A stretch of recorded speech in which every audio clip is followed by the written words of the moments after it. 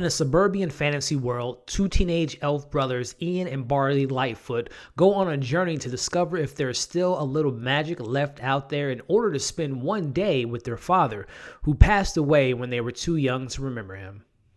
What's going on, everybody, and welcome back to my channel, Movie Files. Elliot here with a brand new and early review for the new Pixar film Onward. Got the opportunity to see it this past weekend ahead of its release date, and very excited to talk about it in this non-spoiler review. Before we dive into it, you all can see on the screen now, make sure you're following me on all my social media accounts. If you're new to this channel, definitely consider subscribing and hit that bell so you don't miss any of my new reviews for movies, TV shows, trailer reactions, unboxings, and giveaways, so definitely subscribe. Make sure you give this video a thumbs up, really helps out the channel. And once and when you've seen this new Pixar film Onward, I want to know what you thought of the film. Did you enjoy the performances? Were you emotionally connected to the story? And also let me know where this film kind of lands for you as far as rankings go. I'm going to probably rank this film on my Instagram, so make sure you're following me there probably next week or so. But let me know where this movie ranks for you as far as these 20 years of Pixar movies. So before we get into this review here, my initial thoughts going to the film first, as far as my excitement level, I was pretty excited. And it's not due to the trailers, because I'm not going to lie, the trailers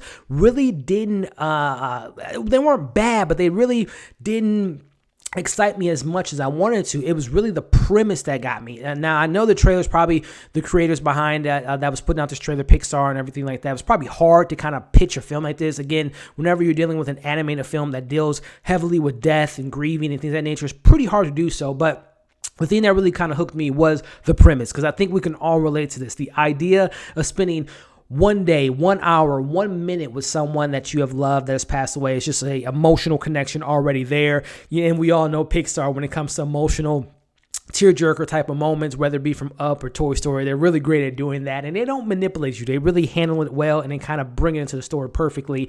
But it was also another thing that really attracted me to this film was the voice acting. If you're going to give me Star-Lord and Spider-Man in a film, I'm definitely on board with Chris Pratt, Tom Holland, and then rounding out the cast, you have Octavia Spencer and Julia Louis-Dreyfus. So I was very excited to see them all on board. So starting off with my initial thoughts, I really enjoyed this film. This was a magical adventure. Stick with me with these comparisons. It reminded me a little bit, it had vibes of like Lord of the Rings at times, like the very beginning, meets Bright, that Netflix film with Will Smith that came out many years ago. Not the greatest film, but the idea was pretty cool, which was very similar to this Onward movie. And then also had a little bit of vibes of some other Pixar films as far as the world building aspect, from I think of Inside Out, I think of Zootopia, and also that bodes well to Dan Stanton. I believe his name is Dan Stanton, if I'm not mistaken. He was the director of Monsters University, which wasn't as great as Monsters, Inc., which I consider one of the more top 5 type of Pixar films, but he does such a great job of world building. And I know this was a personal story from him, and you could definitely see that in this movie,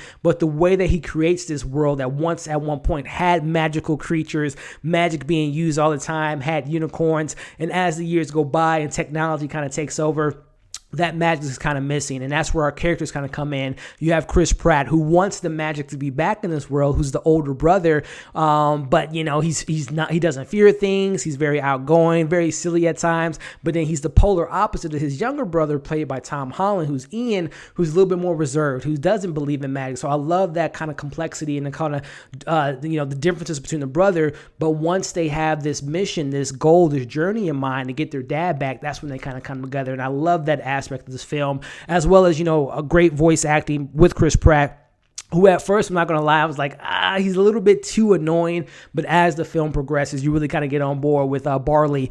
He makes some really crazy decisions throughout the film, but he's really kind of endearing, and he's really loving to his brother. And that I'm not going to give too much away, obviously, non-spoiler, but that connection with that brotherhood is so fantastic. But also, I love Tom Holland, man. It's anything this guy does, whether he's playing Spider-Man, I'm excited to see him play these more dramatic roles with the Russo brothers later this year on Netflix. But he is just he has this charisma, this charm, and you could just hear it. Even though he's not physically on the screen, you could just hear it in his voice. I love Tom Holland's performance in this film. And then again, their dynamic is fantastic.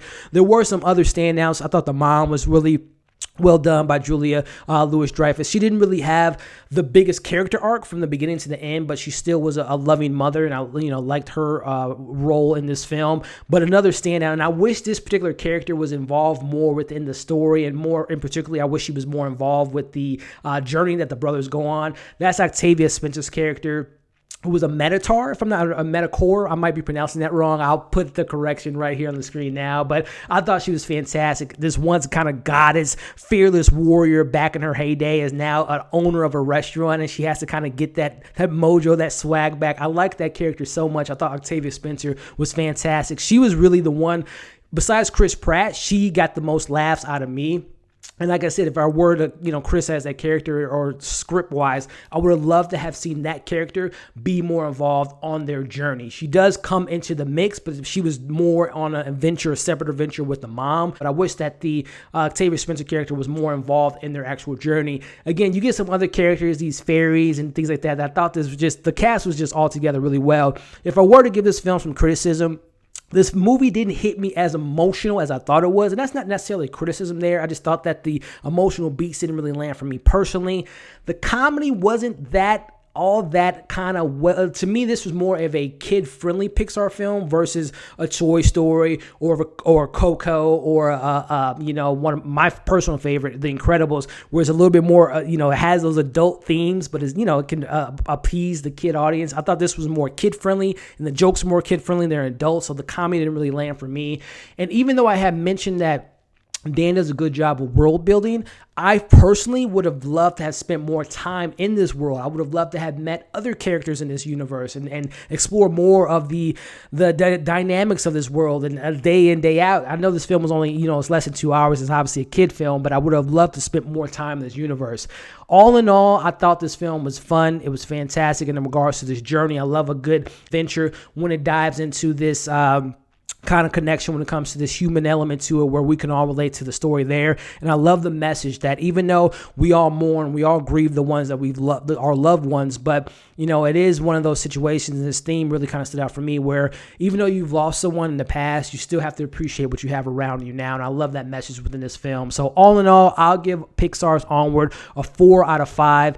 Again, it's magical, great cast, really good message. The score, I really wish the score was a little bit more prevalent within this movie. Again, I wish we would have explored the story a little bit more in regards to the emotional beats as well as his world building. But all in all, a 4 out of 5. Recommend you all checking it out. This is one of 2 Pixar films coming out this year. I'm very excited about Soul. But again, I recommend you all checking out Onward. I think this is going to be a pretty good year for Pixar and Disney. So let me know what you all thought of this film once you get a chance to check it out. Again, I'm going to probably be doing a ranking for Pixar films on my personal Instagram page probably next week or so keep an eye out for that.